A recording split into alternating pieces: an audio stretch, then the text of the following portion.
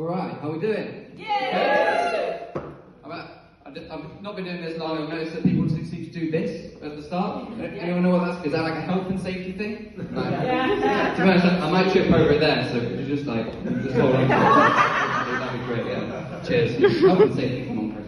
So yeah, I'm Liam Mullins, and I'm here to answer the question, what would it look like if Jesse from Breaking Bad had his own cereal cafe? Really wish someone didn't get such a laugh, you know. Yeah, it's a very confusing world. I'm confused. Are you confused? Yeah. Yeah, it's been very confused recently because I've been searching for a place to rent while simultaneously searching for a partner on Tinder. They're very similar things, aren't they? You know, all the good ones are snapped up before they hit the market. So you go for quantity over quality, and by the end of the working week, you've had more viewings than the EasyJet's complaints webpage. And despite the grossly exaggerated pictures, you know that none of them really have space for all the baggage you've accumulated over the years. So you go from viewing to viewing, and you're generally disappointed by what you see, but you get the feeling that if you don't put an offer in soon, eventually you'll no longer meet the eligibility criteria.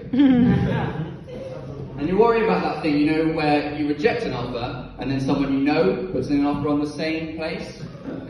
And then maybe like a couple of months later, you're walking down the street and you see he's giving it a makeover now, and considering his budget, he's really punching above his weight. In fact, they're planning an extension now, and sure, you're happy for them, but you can't help but think that if you'd put in an offer, you would have been happy with the place the way it was. You wouldn't be trying so hard to change it, Jared!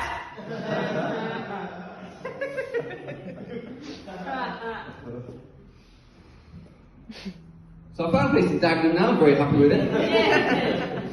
Yeah, it's a very confusing world, isn't it? I'll tell you what's not confusing, stand-up comedy. It's fucking easy, isn't it? It's become pretty easy these days, isn't it? Because it's become so formulaic. And I'll tell you why, in 3 stages.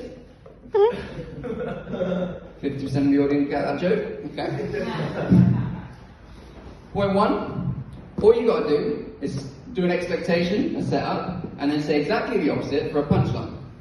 Number 2, if you can't think of a punchline, all you have to do is say something you said earlier on in the set. Number 3, all you have to do is set an expectation or a setup. Breaking Bad.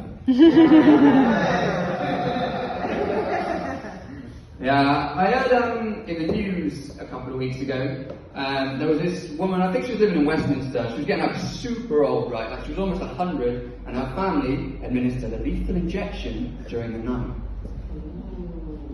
Or as the media reported, the Queen died peacefully in her sleep. I think it's been long enough now we can say fuck the monarchy, am I right? It's about time we stop paying our tax dollars to a family whose only discernible talent is knowing which of their cousins is most fuckable. That gene puddle is getting pretty shallow now, isn't it? I heard that the midwife, who was at Charles's birth, she said that she was like, you have to name this child, she's German of course, she said, you have to name this child Yeast, because he is mostly inbred. No, I shouldn't complain really. I did actually do pretty well at the Queen's funeral. I put my room on Airbnb for 400 quid a night. Ooh. Pretty smart, huh? After I did that, I didn't realise that none of my friends actually had space to host me. Yeah. So I was technically on the street. But I was like, don't worry, I know one place in London where I can safely pitch a tent overnight. So when I got myself in the queue for the Queen's funeral,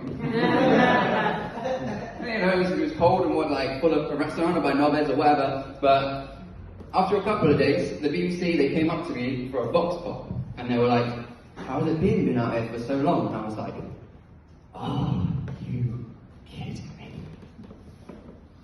I'm living for free in Zone 1. I can do whatever the fuck I want, and I'm getting 400 quid a day for doing fuck all. I'm living like a king! Woo! Yeah.